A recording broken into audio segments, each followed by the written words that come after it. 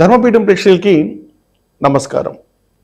Neuro linguistic programme NLP ఈ విధానంలో master ప్రాక్టీషనర్గా గత 25 ఏళ్ళుగా 2 తెలుగు రాష్ట్రాల్లో దాదాపు వేలాది కార్యక్రమాల ద్వారా లక్షలాది మందిని మోటివేట్ చేసి వారిని ప్రపంచ విజేతలుగా మార్చినటువంటి గమనం గారు ఈరోజు మన ధర్మపీఠం స్టూడియోలో ఉన్నారు. నమస్కారం అండి గమనం గారు. నమస్కారం. విద్యా విధానంలో మీరు మొట్టమొదట తప్పుపడుతుంది ఉపాధ్యాయులని. తల్లిదండ్రులు కూడా ఉన్నారు. ఓకే, సరే. అంటే విద్యార్థి పాత్ర చాలా నామమాత్రం అంటారు.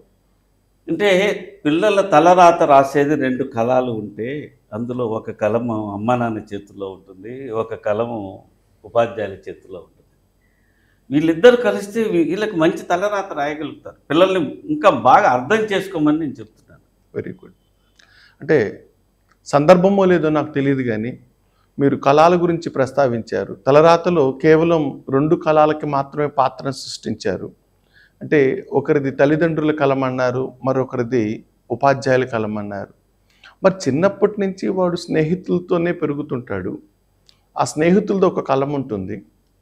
ఆ తర్వాత మీలాంటి ఎంతోమంది హీరోలు వాళ్ళ జీవితానికి ప్రేరణగా నిలిచేటువంటి ఒక స్టార్ హీరోలు ఉంటారు. వారిది ఒక కలం ఉంటుంది. ఇలా ఎంతోమంది ఎన్నో కళలు ఆ పేజీ మీద మరి రాయబడుతున్నాయి కదా. ఆ కళల గురించి మీరేమని ప్రస్తావిస్తారు? మీరు చెప్పింది 100% ఏకీభవిస్తానండి. వాటి ప్రభావాలు అన్నీ ఉన్నా కానీ ప్రధానమైనది వీళ్ళిద్దరి యొక్క మూలాల్లో నుంచే. అంటే నేనేం చెప్తానంటే, మనకు పిల్లలకు 2 వయసులు ఉంటాయండి. స్పాంజ్ వయసు, అంశ వయసు అని. అంటే టీనేజ్ లోపు ఇంకా లోయర్ క్లాసుల్లో స్పాంజ్ వయసు ఉంటుంది, ప్రతిదీ తీసుకుంటుంది.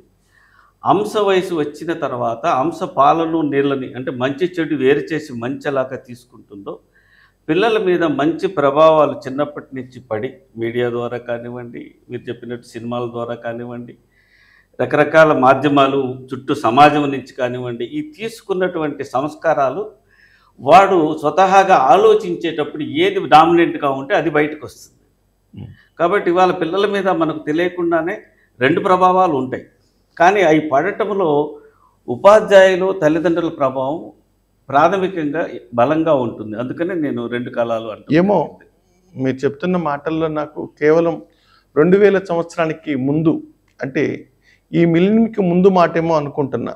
ఇప్పుడు పుట్టుకతోనే పిల్లవాడు అమ్మిచ్చే పాల కోసం చూస్తల్లా ఆమె చేతిలో రంగుల ప్రపంచాన్ని చూపించేటువంటి మొబైల్ వైపు చూస్తున్నాడు.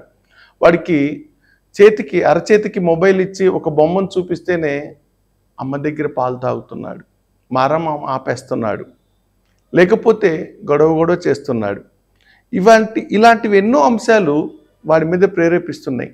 అమ్మ కళానికి నాకు స్కోప్ ఉందని, పరిధి ఉందని, ఆమె చేతిలో ఇంకా దాటిపోయిన అంశం ఏదో ఉందని మేమైతే భావించటం లేదు.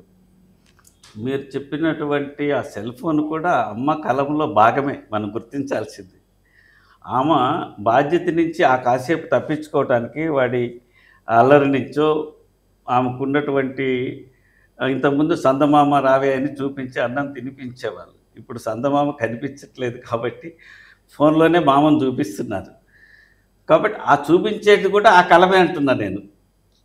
ఇప్పుడు పిల్లలు సౌకర్యం కోసం అలవాటు చేస్తారు.